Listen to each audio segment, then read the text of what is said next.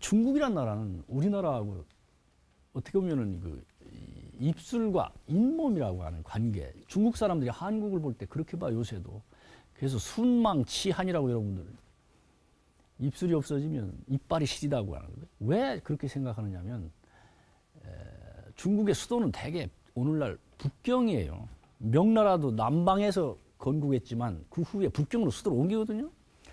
북경과 우리 한반도 서울하고의 거리는 요새도 비행기로 1시간 반. 그리고 거의 산 위였기 때문에 직통으로 연결이 돼요. 그러니까 한반도의 안정이 중국의 안정이라는 생각은 옛날부터 있었어요.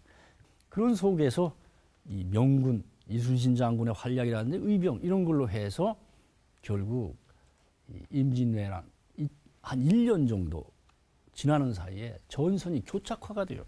이 일본 군대들은 더 이상 이제는 이 진격을 할 수가 없게 되니까 점차 남쪽으로 패퇴해서 내려오면서 결국 이 남해안 지역에 집중적으로 몰리게 돼요. 몰리면서 그 사람들은 거기에 이제 성을 쌓고 말이죠. 아예 농성을 하게 장기전으로 들어가. 그러면서 명군과 강화회담을 벌여요. 뒤에서 말이죠.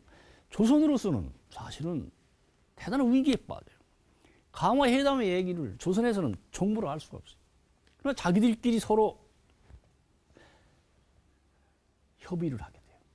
그때 우리의 여러분 아는 사명대사라고 불리우는 송은대사라고 하고 유정은 본명인데 이런 분들이 암암리에 승병을 이끌면서 이 일본 적진과 결국은 교섭을 해가면서 강화회담의 내용들을 정보를 수집하고 하는 일이 나는데 그때 일본은 명에 대해서 뭘 요구하냐면 조선 반도 그러니까 반도의 그러니까 밑에 4개 도를 일본한테 띄워주라는 거예요. 경기도와 전라도, 충청도. 그러니까 오늘날 수도 서울 이남을 다 달라는 거예요. 뭔가 여러분 닮아 있는 것 같지 않아요? 그러니까 이 해방 이후에 남북으로 분단되는 상황 비슷한 그런 게 나옵니다.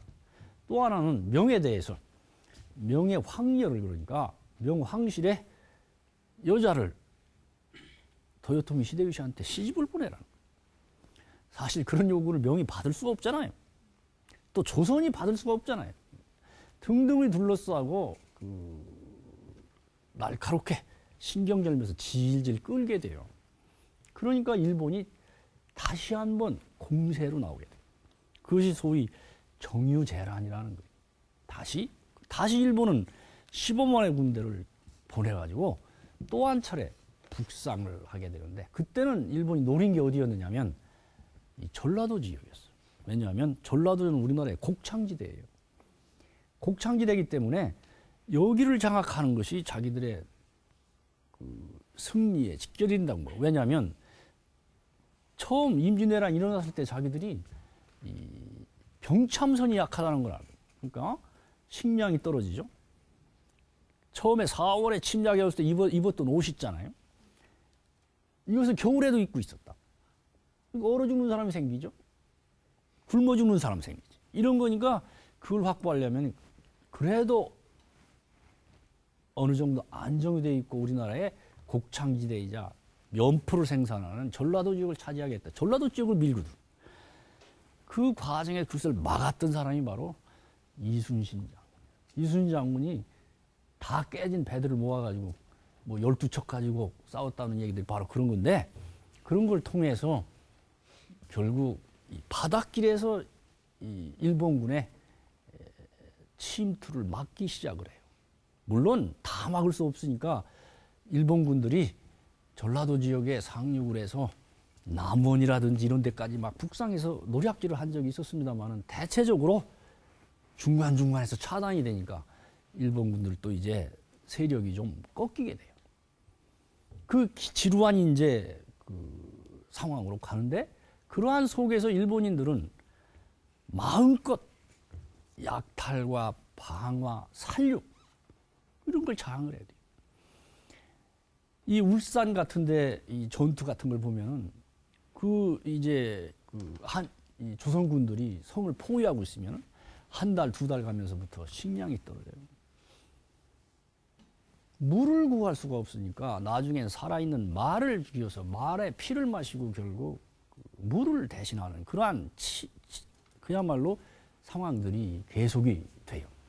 그러한 속에서 일본은 조선인들을 학살하고 또 나중에 군공의 증표로 삼기 위해서 도요토미 히데요시는 목을 베서 보내라고 해요. 근데 목을 베서 보내면 부피가 커요. 그러니까 그 다음에는 귀를 잘라서 보내요. 귀를 잘라요. 이런 식으로 해서 조선인들의 소위 코를 잘라서 보내는, 그것을 소금에 절이고 식초에 절이고 해서 통발에 놓고 가만히에 놓고 해가지고 보내면 그것을 보고 영수증을 발행을 해요. 어느 부대에서 3,000개, 4,000개 보냈다. 나중에 그걸 바탕으로 상을 내리는 이런 것들이 비일비재하게 일어나.